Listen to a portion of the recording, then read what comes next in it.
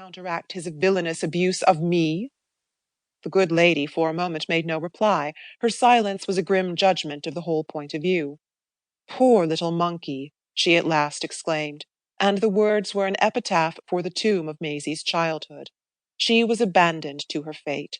What was clear to any spectator was that the only link binding her to either parent was this lamentable fact of her being a ready vessel for bitterness, a deep little porcelain cup in which biting acids could be mixed.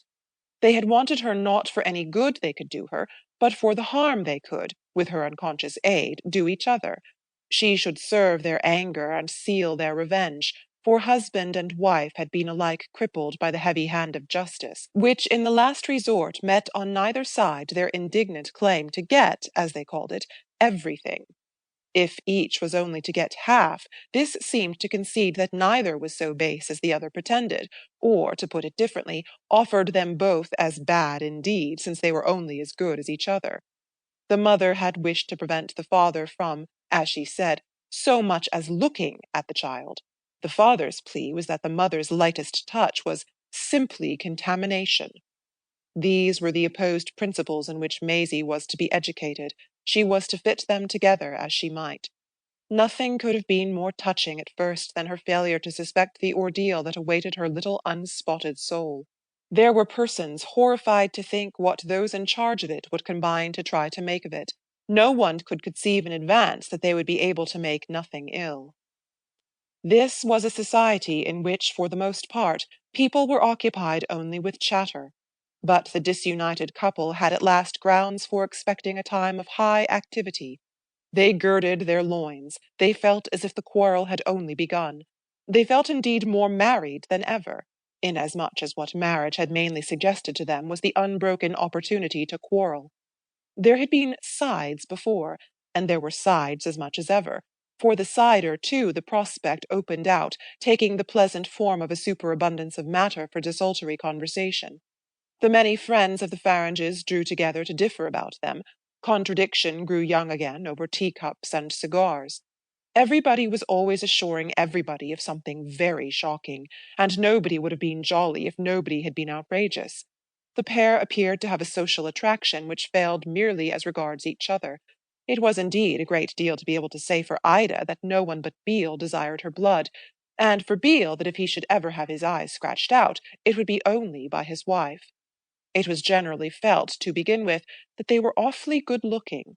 They had really not been analysed to a deeper residuum. They made up together, for instance, some 12 feet 3 of stature, and nothing was more discussed than the apportionment of this quantity.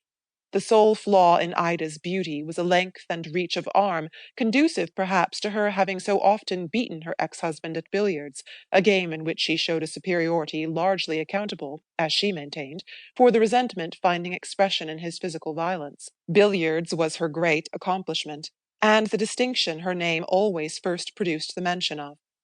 Notwithstanding some very long lines, everything about her that might have been large, and that in many women profited by the licence, was, with a single exception, admired and cited for its smallness. The exception was her eyes, which might have been of mere regulation size, but which overstepped the modesty of nature. Her mouth, on the other hand, was barely perceptible, and odds were freely taken as to the measurement of her waist. She was a person who, when she was out, and she was always out, produced everywhere a sense of having been seen often, the sense, indeed, of a kind of abuse of visibility, so that it would have been, in the usual places, rather vulgar to wonder at her. Strangers only did that, but they, to the amusement of the familiar, did it very much. It was an inevitable way of betraying an alien habit. Like her husband, she carried clothes, carried them as a train carries passengers.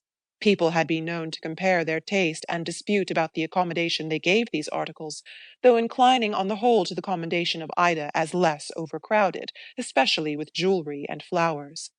Beale Farange had natural decorations, a kind of costume in his vast fair beard, burnished like a gold breastplate, and in the eternal glitter of the teeth that his long moustache had been trained not to hide, and that gave him, in every possible situation, the look of the joy of life. He had been destined in his youth for diplomacy, and momentarily attached, without a salary, to a legation which enabled him often to say, "In my time."